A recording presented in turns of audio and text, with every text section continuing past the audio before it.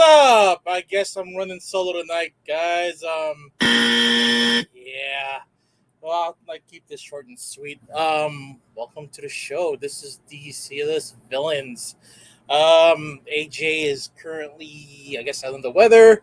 E-Man is still in Mexico, and Luke, I think he's still recovering from his trip to California.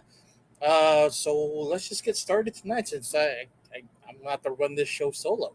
What's up, Herbs? I missed two live shows in a row. Hype for tonight. Well, hopefully, I'm gonna have to disappoint you there, guy.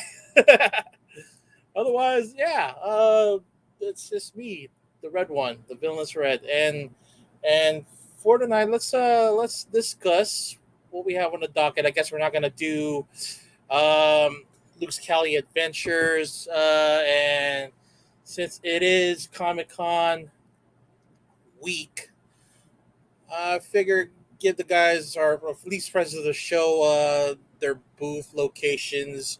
If you are going to attend San Diego Comic Con, and you'll be looking for our friends.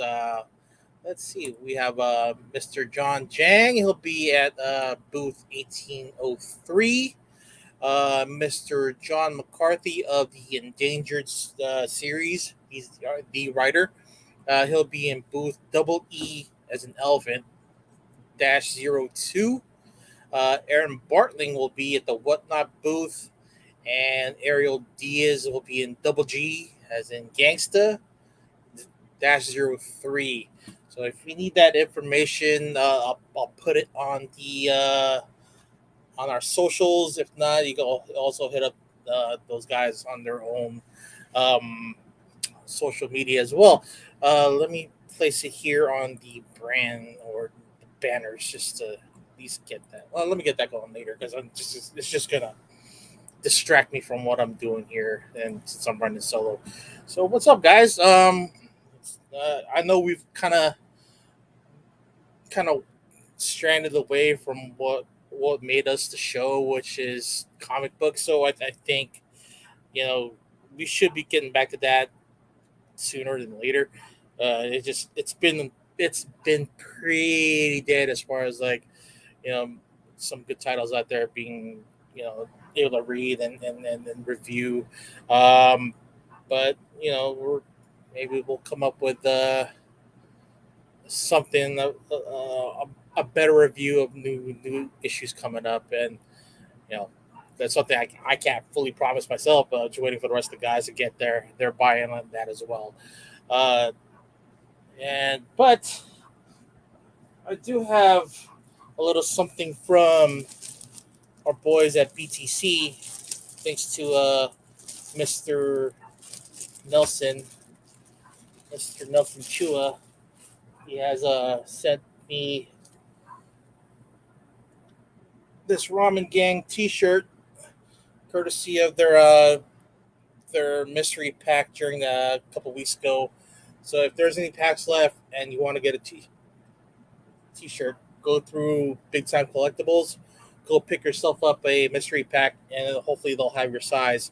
So I'm really happy that I get to represent or the Ramen Gang.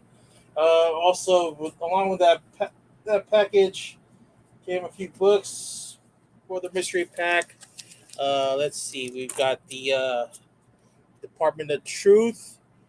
This cover here was not for sale because of trademark issues. We also have this Primordial. Trying to get rid of that glare. And what else we got here? This is the Trial of Magneto. Pretty tough cover. Probably one of my favorites here. Let's see. I think this is ASM right here. And this is the tribute to the Ramen Gang by not Kyle, but the name kind of slips, but here it is right here. We also have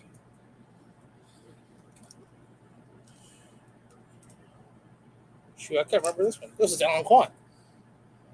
Yeah, Prophet by Alan Quan. Signed by him too. And a signed Kyle Turtles. Oh snap! I think this is a Miko. I could be wrong, but definitely dope ass Ghost Rider right here.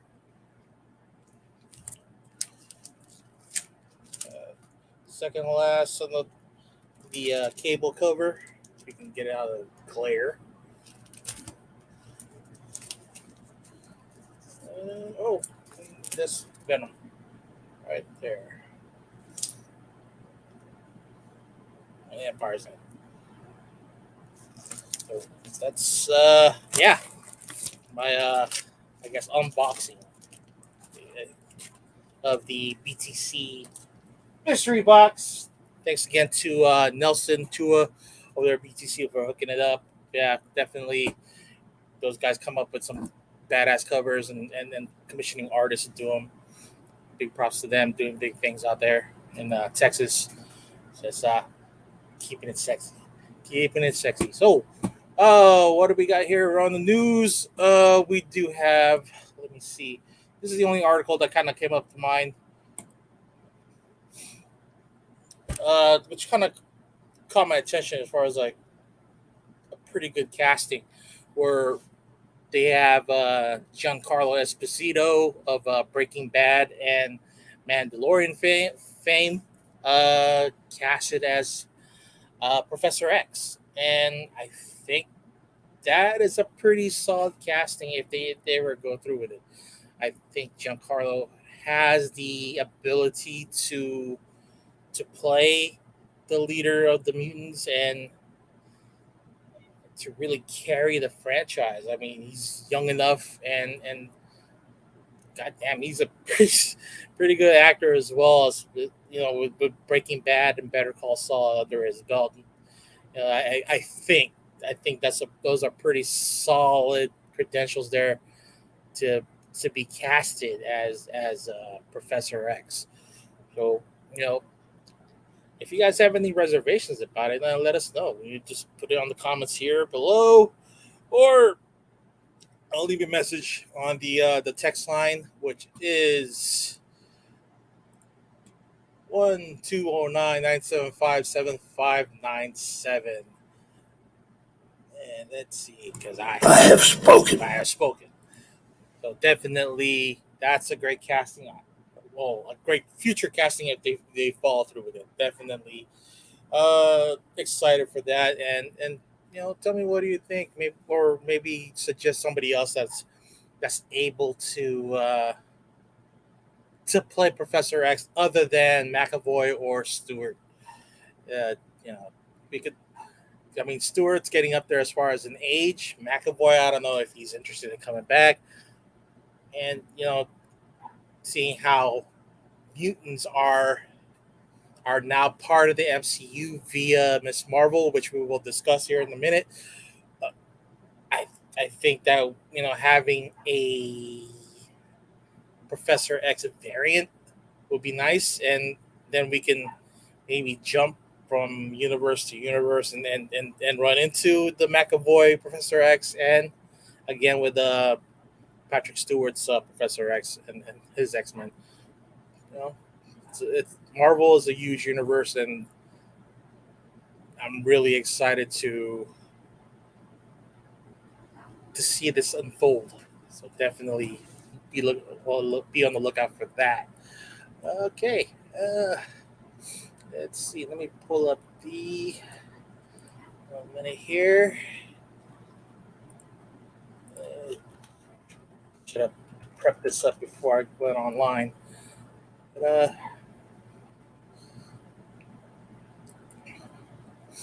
all right. We're going to share a screen.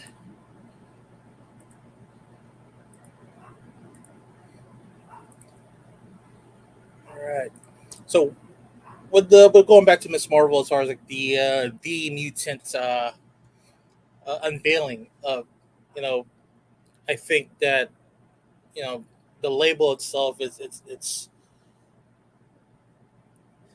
I think it could carry over to, like, you could be a mutant, an ex, inhuman. Uh, uh, what's the next one? I could have swore I put this in a text sometime last week, but it's all the same label. It's just a way to label people with extraordinary abilities. So whether or not Miss Marvel is going to be inhuman now as a mutant, it's still going to be part of the story where she's part of this whole group of people that we are going to get introduced to in phase 4 and phase 5 of the MCU. So look out for that to unfold more.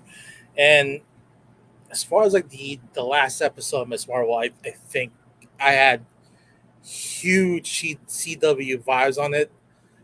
Uh, it felt rushed, but yet, because it's a show geared towards teenagers and especially with fans of Miss Marvel, that it didn't really need to be quite detailed and blow your ass out of the water kind of deal there. So yeah, it told the story enough to the fact that, okay, find out that um, they're fighting the damage control, and also I forgot the dude's name, Kamal.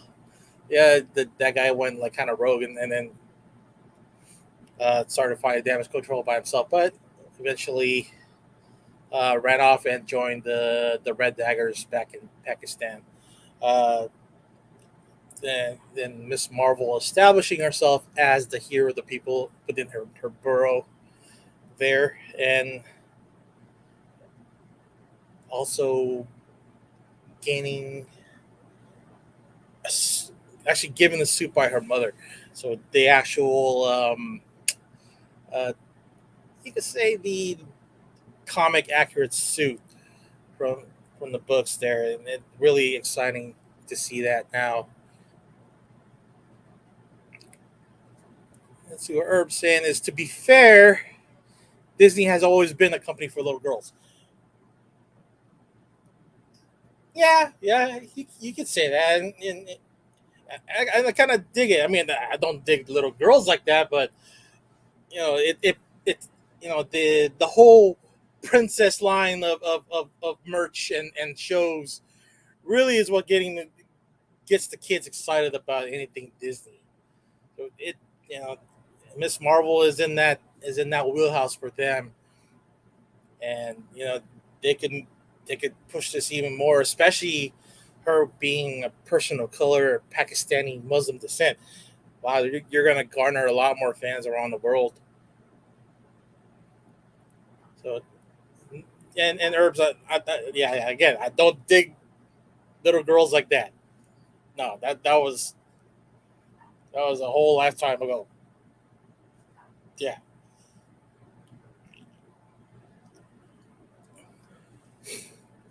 yeah. What do you guys want to see as far as, like, the next season of Miss Marvel, or actually her movie with the rest of the Marvel team, with both Captain Marvel and I guess Photon, which is played by the name slips me right now, but she was in WandaVision, so so we get to see the whole group together, and at the end of Miss Marvel, we get to see Captain Marvel somehow swap bodies with Miss Marvel for some reason. Hopefully, we get to get more explanation about that. And I think that movie is slated for a 2023 release. I think that's it as far as like the MCU releases for this year. I think the next thing we have left is Black Panther and the I Am Groot series.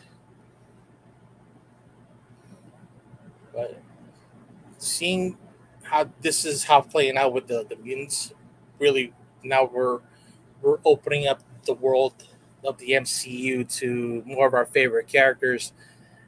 and looking forward to seeing maybe a Wolverine played by Harry Potter or the kid from Kingsman, or shit. Who am I missing here? Or but maybe we get to see Storm in the next Black Panther, just to even introduce us to more mutants, because Storm had this relationship with T'Challa as well. So looking forward to new MCU projects here in the future. Let's see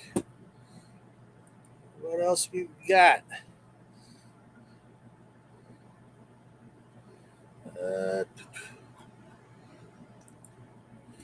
Shit, that's all I got for now.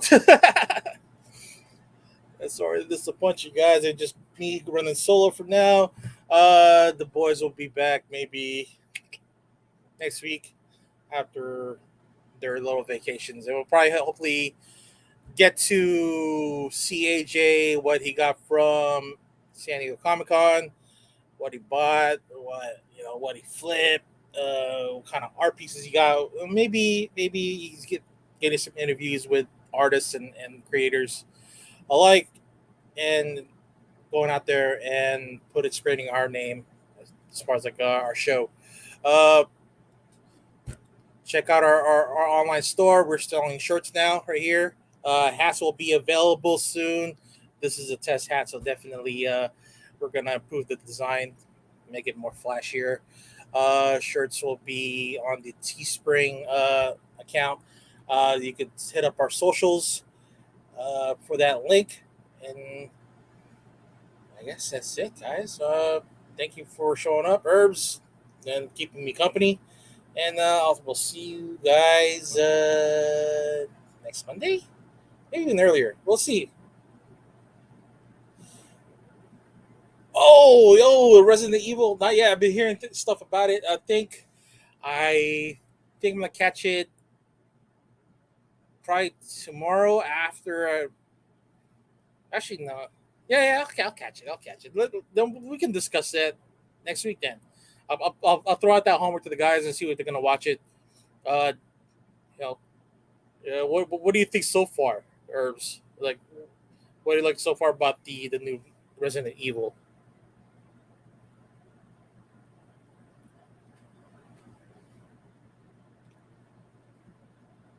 Interesting.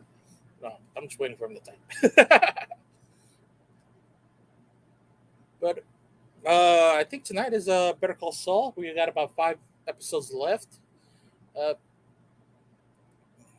Seeing how everything went down last week, as far as like the death of Lalo and death of the lawyer guy. I forgot his name. Now I think we're getting to see more of Gustavo's empire getting more established, and maybe we get to see Walt and Jesse here in the next couple episodes. But definitely, yeah, I'll check out Netflix's Resident Evil, and then we'll talk it over next week. All right, Herbs. All right. Again, thank you for showing up. Thank you for watching. Thank you for subscribing. Appreciate you guys. Buy our shirts, and we'll come up with more content for you next week. All right. Muchas gracias and adios. Thanks again for listening to another episode of the Sealess Villains podcast, your cultivators of the comic culture. Make sure you follow us on Facebook and email us at sealessvillains@gmail.com. You can also leave us a voicemail or text us at 209-975-7597. Be sure to join Luke Week's Facebook group, Rare Keys and First Appearance Comics. And you can follow us on our 2 Instagram accounts, Sealess Villains and Sealess Villains Podcast.